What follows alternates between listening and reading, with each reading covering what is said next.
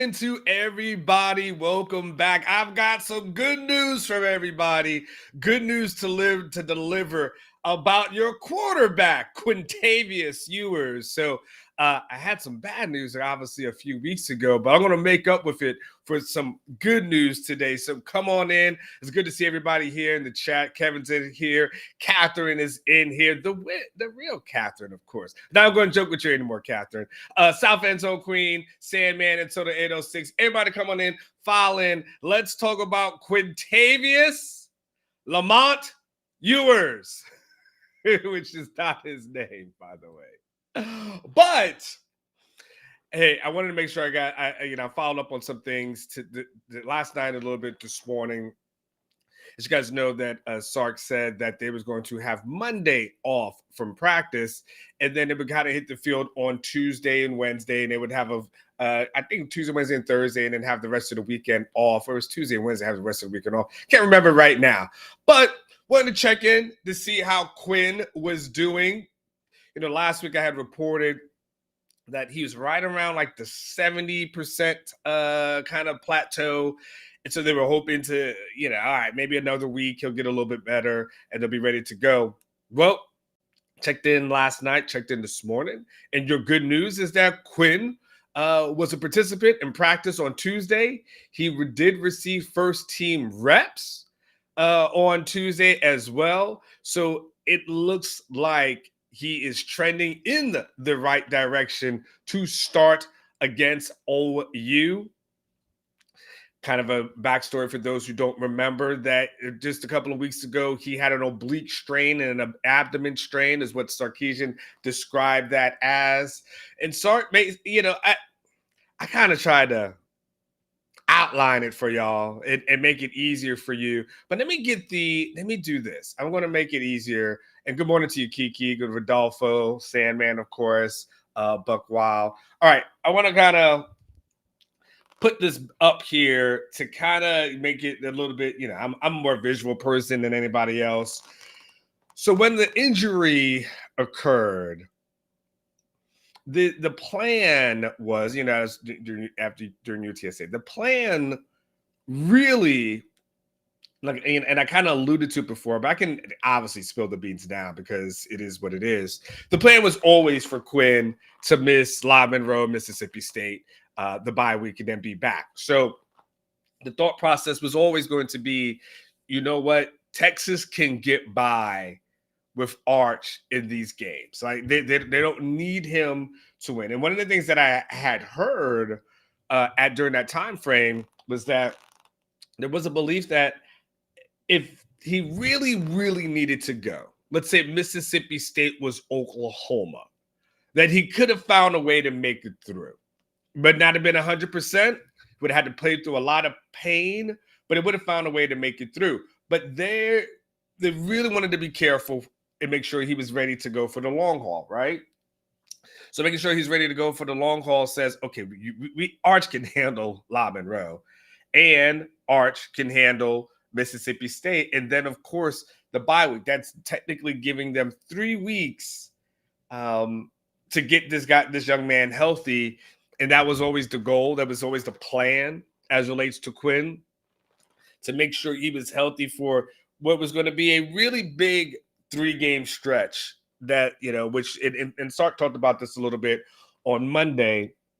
You've got OU next week. You've got Georgia, who we know they're going to battle. Then you've got Vanderbilt. And I believe it, and I can't see it right there, but I'm very sure. Let me look up something else right here. I'm pretty sure the second bye week happens after Vanderbilt. Let me just make sure I'm 100%. I'm pretty sure it does, because yes, it's right after Vanderbilt, because that weekend I already made plans. So I know they have that time off, right? And then to really get him back for that 3-game stretch, have him push through there, and then of course the home stretch when you've got Florida morning game, Arkansas, of course. By the way, Ketch is going to be going to that Florida game. He mentioned that to us, but he's actually going to be going and participating and taking his kids to a UT game, which is actually really cool. But then for that last 4-game stretch before what you would anticipate would be the SEC championship game. So you got the Florida, you've got Arkansas on the road, you got Kentucky, which looks like that will be a tough game, and of course A&M, the rivalry game right after Thanksgiving. So the goal was to make sure that Quinn was back for that important 3-game stretch. Can't. I know it's Vanderbilt, but you still can't sleep on them. And these are SEC games. That was always the goal there. And so, with him being able to participate in practice this week, he's also going to be able to rest over the weekend. He'll get treatment as well going into this weekend, so again, to get him back to 100%. I asked someone, I said, hey, is he at 100% right now? And they said, he will be. I'm like, all right. Hey, if you like it, I love it. They told me he will be. And the quote that was given to me, and I put this out there on X or Twitter or whatever the case may be. But the quote was, Quinn is playing against Oklahoma. No way he misses this game or the rest of the season. Well, knock on wood. The people behind the scenes, I'm like, knock on wood for you on that one. No way he wants to miss this game or the rest of the season. He wants to win the SEC and a natty. So let's talk about a little bit what this means for Texas, what this means for Quinn, what this means for Arch. The kind of the whole season as well. I don't know what is going on. And by the way, just so we're clear, James, and appreciate, love you. No disrespect what I'm about to tell you, James, but everything on the internet is designed for clicks. Just literally, so you know, because I know people like to use that term clickbait. They use it very loosely. Everything is designed for you to click on. Literally everything is designed on the internet is designed for you to click on it. So you gotta let things go. And not use that word too loosely. Everything on Facebook is designed for you to click. Everything on X, everything literally is designed for you to click on. So just always keep that in mind when you say that. But much love for you. No disrespect at all. So what this means, obviously, what this means for Quinn, there's an interesting stat that is out there, and Quinn has done well coming back from injuries. Now, clearly, we don't want Quinn to be at the point where that's the stat that we're quoting, right? Like we don't want it to be like, hey, you know what? Every year when he gets hurt, like clearly we're trying to get to the point where Quinn doesn't get hurt, right? But that was kind of the thought process when it went into the spring game, which was, hey, if it happens during the season, we need to make sure the Arch is ready, which is why you saw Arch take the first team reps during the spring game, the majority of the first team reps of the spring game, make sure that he was okay, right? To make sure everyone knew Quinn was fine, but to make sure he was okay just in case this thing happened. Well, of course it did. Props to Sark for being prepared. We've looked around the country and we've seen what happens to teams. Hell, this year, last year, bunch of other years, we see what happens to teams when their quarterback goes down. You got to put in the backup. Whoo! It gets ugly. And you're like, who's the quarterback coach here? Because this quarterback coach ain't doing their job. At least with AJ Milwee, at least with Sark, they're well prepared. And so Quinn has this thing where he has come back and played well after injuries. So let me show this to you. If you're watching this on your television screen, you can see it. If you're watching this on your phone, I'm sorry. You probably have no chance of seeing this. And if you're driving, please keep your eyes on the road. I will narrate this thing for you the best way that I can. We know that he got hurt 2 years ago in the Alabama game that he was starting to ball out in, quite honest with you. We'll never know, but that's the game that we know what they did the following year, and I really feel like they could have done that in 2022. But nonetheless, He comes back versus OU, and you can see the numbers: 21 of 31, 289, 4 touchdowns, 1 interception, a 182.2 passer rating.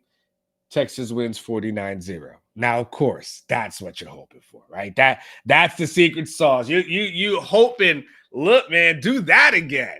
we don't want you to get hurt.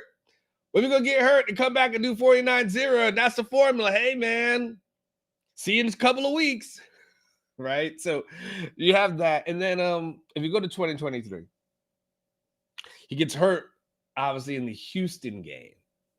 And so he has to miss a couple of weeks. Malik Murphy steps in, and Malik fights admirably, but clearly he's not Quinn. He's just a young quarterback doing fine at Duke. Just a young quarterback. Young quarterbacks are going to young quarterback. That's just how it goes. He comes back versus TCU. He's 22 of 33 for 317, 1 touchdown, 1 interception. And again, Texas gets that victory. And again, a victory that when you think about, especially that TCU game from last year, probably don't win if you don't have Quinn in that game, because that's a 29-26 game. Malik was okay in the previous games, the Kansas State game and the BYU game, but that's a game you really needed Quinn. So you have him back here. So you're hoping that, okay, at the end of the day, when he comes back from an injury, that he'll be okay. And again, we just got to get to the point where Quinn's not getting injured, right?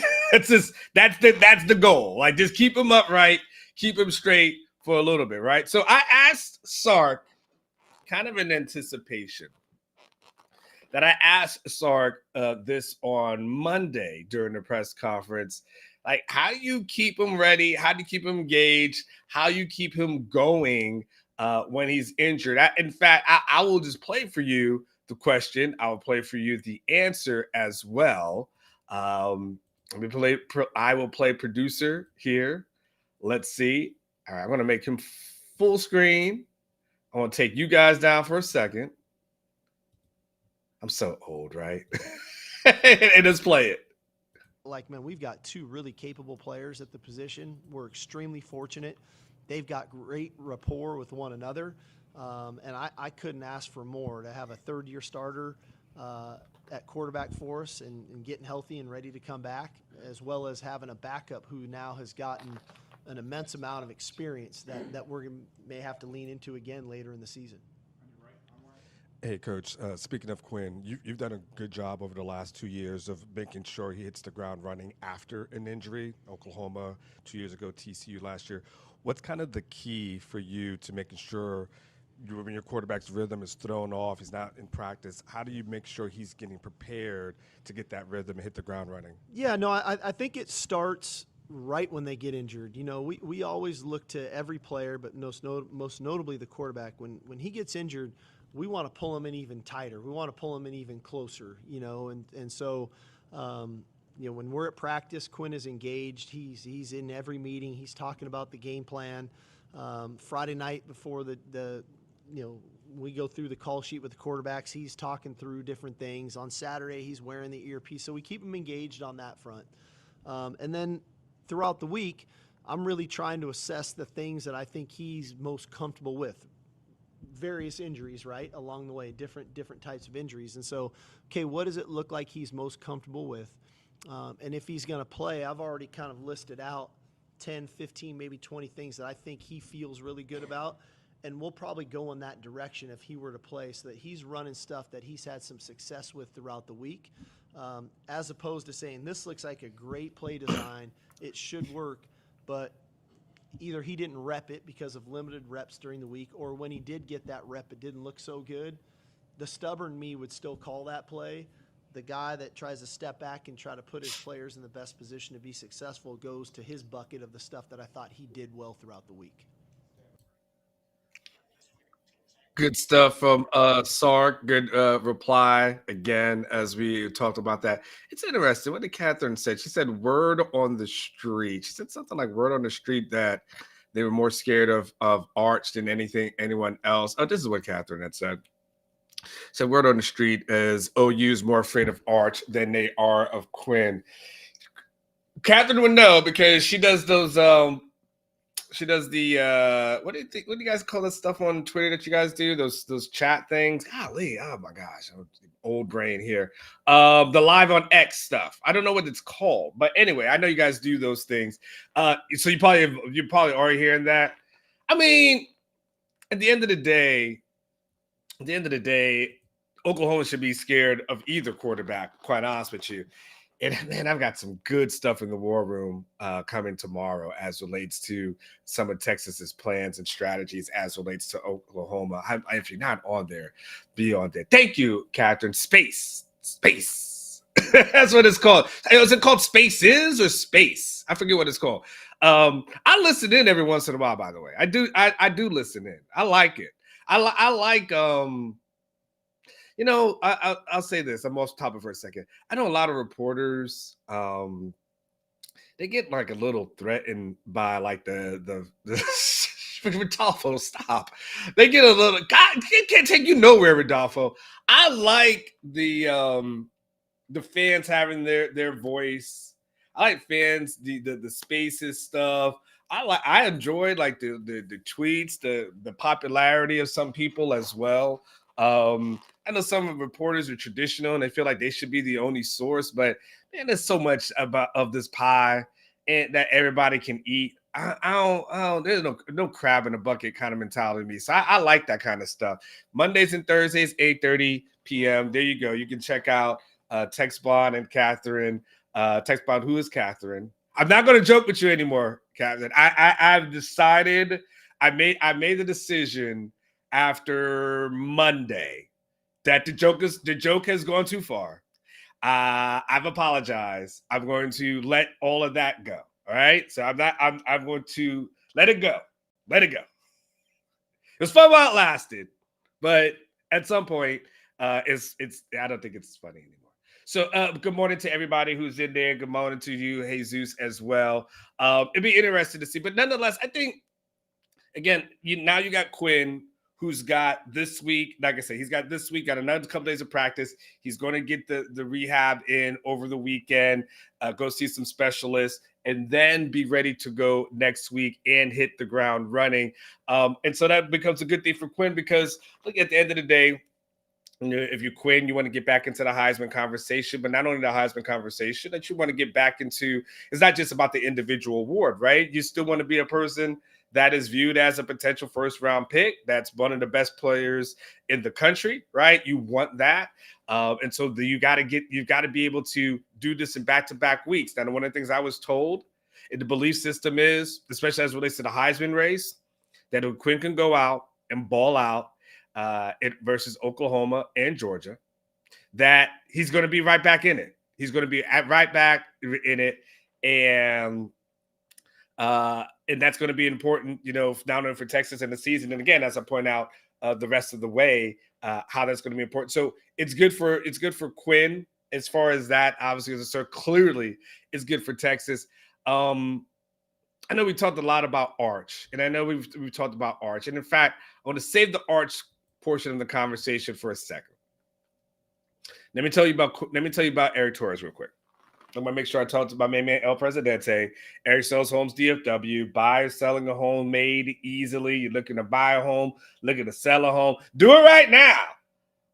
Apparently, listen, there's people who are smarter than me, which is probably, there's 75% of you probably keep up with more world news than I do. But you might want to buy a house now. Apparently, there's something going on with the ports or something. Don't make it political. Don't get political in the chats. But just go ahead and buy it now. This thing could get out of control again. Buy yourself a house now. Eric sells homes DFW. You're looking to buy a home. You're looking to sell your home. Do it now. No wait. I keep getting all these messages from people to give me all these doomsday stuff. I don't know what's going on. I'm just saying, go buy a house. Eric sells homes DFW. He's got you covered. Make sure you check out El Presidente himself. And then, of course, you guys always know. You don't want to rent anything. You want to go buy something, go build up some equity. If I said rent, I don't want. I meant buy. I meant to sell. You don't want to rent anything. Don't give somebody your money. Then after you do that, go out to. Specs same-day delivery can save the day with our Specs app or online shopping. From world-class wines to hard-to-find spirits and craft beers to gourmet foods, delicious snacks, and spectacular sweets. It's Specs. Cheers to savings. All right, cheers to you. Bills are paid. That's for darn sure. Appreciate our main man, Eric Torres, in there. South Enzo Queen. I am not going to throw politics into your safe space. However, coming up next, I do have a breakdown of J.D. Vance versus Waltz last night that I'm going to get into, and I have some hot takes for. No, of course not. Of course, I ain't gonna do that. I am not gonna do that. I'm not gonna touch on that. Let's get back to Arch for a second. I know Catch came in and he was real happy on Monday. He was real happy. And he put a lot of work into his column. Not gonna lie. Put a lot of work into his column. And he real happy. And he really wanted to talk up Arch and the numbers and where Arch ranked and all these kind of things. And it was good, man. It was good stuff. Good numbers. Very convincing, right? But at the end of the day, you want your 3-year starter there. And the thing about Arch that I'm convinced he's that dude. Future number 1 overall pick. But what we just say, young QBs are going to young QB. You know, that's just going to happen. That's going to happen. And so as you go for the stretch run, because it was interesting, and I say this because I was on, I don't know if it was when I was on Sirius XM last week. I forget what show I was on. It may have been Sirius. Anyway, the person asked me, the host asked me and goes, man, you know, Arch has been doing so well. So talk about that quarterback controversy that's going to happen once Quinn is ready to come back. It's going to be tough for him to get back on the field. What?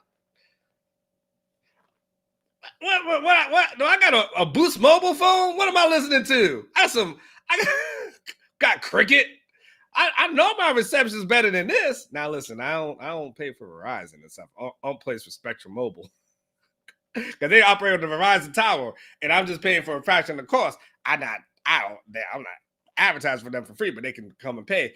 And I had to say, like, no, that's not an issue, man. Like this, when this thing is all said and done, you know, this is Quinn's team. But the benefit, obviously, as you guys know, from the Arch perspective, is that he was able to get some really good quality reps and start in kind of a low pressure environment, and we're just being quite honest with you, like La Monroe, Mississippi State. That's the thing that I had to tell Catch. Like, I appreciate their stats at the end of the day. And I kind of see what, you know, I know what you're doing, Catch. He'll deny it, but I know him. He says he knows me. That's true. But I know him too. Yes, you may know I'm a conspiracy theorist, but I know you.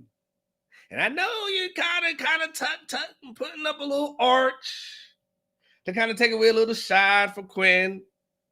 You know, because there was a couple of years that he kind of talked about Quinn and, you know, not, you know, how Quinn wasn't living up to expectations. And so it's a little shade to pump up the other guy as opposed to pump up the Quinn guy. But it's okay. But at the end of the day, what's the value? The value is a couple of things. One is that he was able to get the reps this season. So going into next year, you got a quarterback who has some starts under his belt, who's been able to go through the fire. It should be able to hit the ground running. And then, by the way, just whatever, y'all knock on wood too. I'm not going to do any kind of beats today, all right? But knock on wood, God forbid, if there's a hiccup at any point in the rest of the season as relates to Quintavious, that you still got a quarterback that's ready to go in. And look, that's money. That's exactly what you need. Because right now, again, you look across the country, this dynamic duo is better. I mean, and again, when we ask the question, who would tell Arch no? If you could make an in-season trade, how many programs would say, "Nah, we don't want Arch. We good." not a whole lot. Most people say, we'll take him and we'll get him up to speed and he'll be ready to start right away, right? So I think it's a props to Sark and Milwee for one, making sure Arch was ready before the season, to have the emergency plan ready. And there's a development portion that has to go into this too, to make sure that Arch is ready to go. That's why that's why I know OU fans come in here, and I've actually had a couple of OU fans agree with me as relates to this conversational topic, which is I don't think OU has been doing a good job of developing their players. And I don't think they've done a good enough job in the quarterback room. Like Jackson Arnold, I think it's so easy to crap on that guy. And coaches do that. Coaches like, oh, they always want to blame the players. And I'm like, well, if a player ain't ready, doesn't that show that you failed as a coach? This is the part of the coach argument I've never gotten. I've never understood this. If a player is not ready, and I understand that there's different variables that go into it, but at the end of the day, you had one job. And your job was to make sure that guy was ready. And your job was to make sure that Jackson Arnold was ready to hit the field and hit the ground running. And your job was to make sure the entire offseason was going to be a build-up and lead-up for him to hit the ground running when the season started. And when the season started and it doesn't happen, that's a coaching failure. It's not just, Jackson Arnold's this or that. He's a bum? Come on, man. I can't ride with that. And so at the end of the day, and at least you got to have somebody else ready to go. Because I hear you got to have someone else ready to go. Okay, Hudson Card. All right, he wasn't that dude. They got there, lights were too big for him. But guess what? Sark made sure that Casey Thompson was ready to go. And Casey was ready to go. And we have never seen that version of Casey Thompson before since. Right? So there's something to be said for coaching. And so from a coaching aspect, when I look at Milwee and I look at Sark, I see that not only do they have their starter ready, which is what you're supposed to have, but you got the backups ready as well. To the point, like, if you tell me you've got to go past Arch, which would be the worst Armageddon ever, I don't look at Trey Owens and say to myself, oh, man, it ain't got a shot. Hell, Trey might be better than the OU quarterbacks right now. That may sound sacrilegious, but I know the man can throw the damn ball. Because they ain't got nobody to throw the ball at OU right now. It's all to say this whole thing has been that they've been able to turn a negative into a positive. And being able to turn – by the way, Sam, you asked a question that should he play during – so someone said he's injured or recovering from an injury. Man, if I was OU, and I don't know what Casey's injury is. I got to ask. And maybe I'll put this in here real quick. Let me see. Let me see what shows up. Because I can't – if he's ready – I don't know what his current injury is. I can't say this whole but at the end of the day, I'd play Casey Thompson if I was them. And I'd just say to hell with it. Let's just see what happens. I mean, you already benched your starter. He's already probably looking at, hey man, U-Haul, I need y'all to show up on this particular day, right? I mean, yeah, okay, Barbs, thank you. It's a hand bruise. I mean, all you need to get out of Casey is a couple of good quarters. One good game. That's all you need out of Casey. Just one good game. I think he's probably their best option. But nonetheless, I think Texas has better options. So the basic thing as we kind of close, I need to get out of here because Cruden Show is coming up next. So I want to make sure I end it with this. Quinn Ewers, back taking first team reps. Arch is going to be ready to go. And look, if all goes well and Texas continues to blow out folks, there's a possibility you may see Arch sooner than later, right? So you got to, you hopefully, golly, it'd be great to see Arch in the fourth quarter of another blowout. Now that would be awesome. But I'll just warn you, as it relates to the Texas OU thing, we'll get into the conversation next week. I'm not going to take that program lightly at all. All right, let me just go through here. I don't want to hear nobody complain and say y'all took my super chat money and didn't put anything in here. Yes, Catherine. I see Catherine saying she proved me wrong. Yes, she proved me wrong, Catherine. Willing to admit I was wrong. You are a real person. I get you a date then, if that's the case. What's going on? You must be crazy. All right, I'm not gonna start up a new thing. All right, I don't see any more super chats that are in there. Listen, let me get out of here. The recruiting show with Sukamel is coming up next. Jason and Chad got their thing, House Divided, at noon. You know what's going on. Good news on the 40.